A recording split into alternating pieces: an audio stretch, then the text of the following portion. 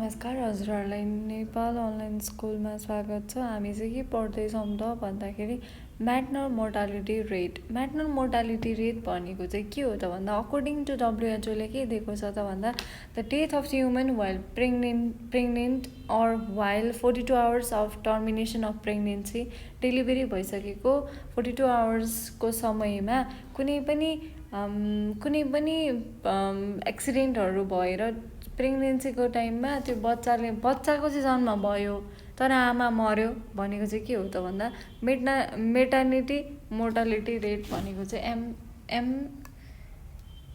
MMR है। ठिक छ। एमएमआर भनेको चाहिँ के हो त भन्दा total deaths of mother in a place in a year, okay, divided by total live birth in the place in same year into 1000 है। यो भनेको चाहिँ के भयो त भन्दा हजुरहरूलाई इन केस डेफिनेसन लेख्न आएन भनेदेखि के गर्नु भने इट इज डिफाइन एज भन्ने ठ्याक्कै यो फर्मुला लेख्दिनै आउने। कसले दिँदैन नम्बर हेरौँ त ल, यही हो क्या गर्ने नै यही हो, क्रिएटिभ युनिक भन्ने हो नि। ठिक छ। अब अर्को छ यसको न्युमेरिकल चाहिँ एकै फेरि गर्नुपर्छ ल। अर्को छ हाम्रो measurement of, ठिक छ, मेडम न्युमेरिकल एउटा चाहिँ गरौँ। क्वेसनमा के छ भने सपोज इन नेपाल इन 2009 हेरी there was 20,64,415 live births, but 318 mothers died in the same year. Calculate the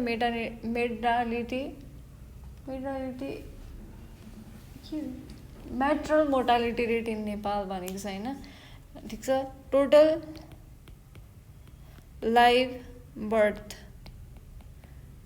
here के दिएको छ त हामीलाई भन्दा टोटल लाइभ बर्थ भनेको 20,69,415 छ हैन। अर्को छ हाम्रो total death rate of mother भनेको चाहिँ कति छ त भन्दाखेरि 318 छ हैन। अब म्याटर्नल मोर्टालिटी रेट भनेको MMR is equals to what के छ त एमएमआर को फर्मुला भन्दाखेरि हाम्रो total death rate of mother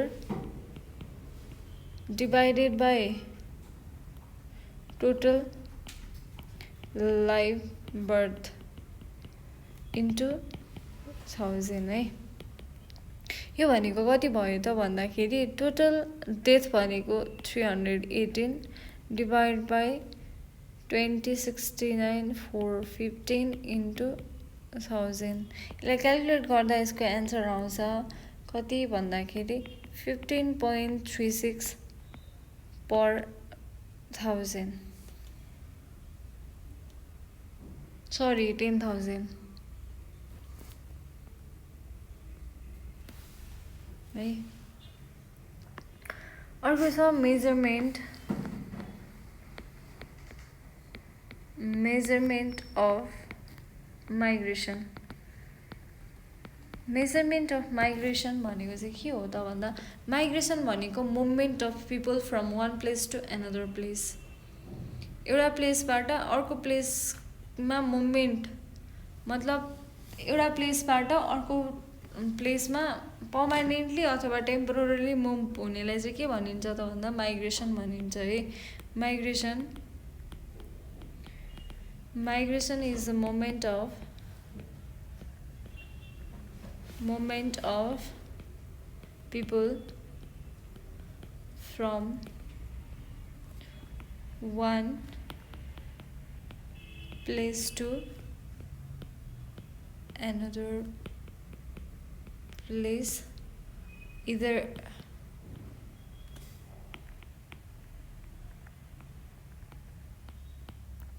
permanently or temporarily due to various reasons. जसले ल्यान्डस्लाइडहरूको कारणले पनि हुन्छ या फ्यासिलिटीहरू नपुगेर पनि मान्छेहरू माइग्रेट हुने हुन्छ हैन। धेरै फ्याक्टरहरू छ नि त त्यसको लागि। ठीक छ, पुल फ्याक्टर र पुश फ्याक्टर छ। पुल फ्याक्टर अर्को छ, सेकेन्डमा छ पुश फ्याक्टर। पुल फ्याक्टर भनेको चाहिँ के भन्दा those factor which attract people to come to live in the particular place भनेको attract people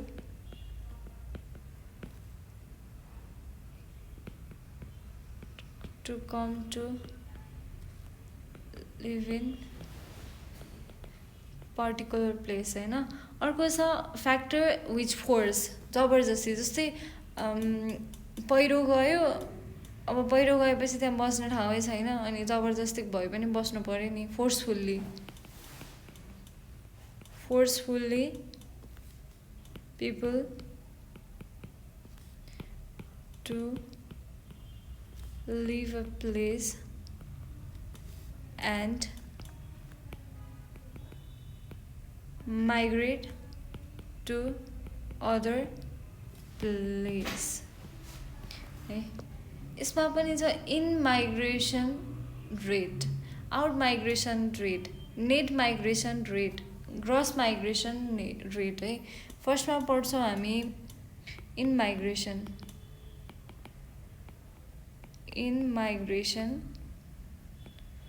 rate in MR। In MR भनेको total number of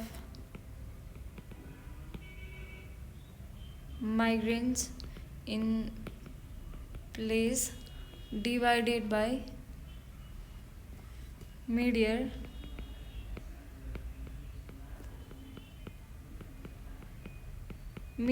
population of that place into 1000।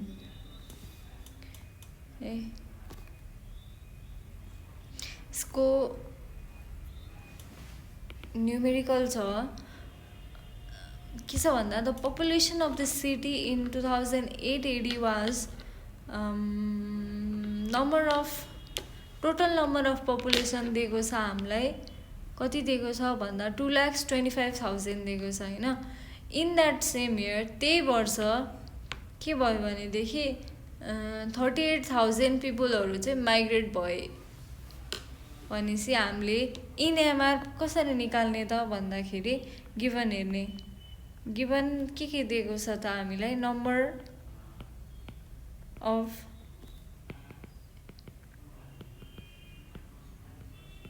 migrants 38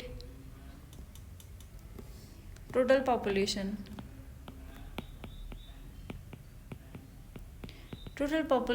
छ 22500 है 000। ठीक छ, इन एमआर निकाल्नु पर्यो। In MR निकाल्ने what हैन,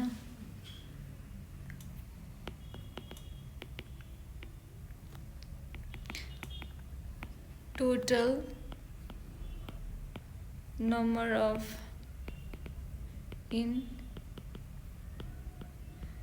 migrants divided by mid-year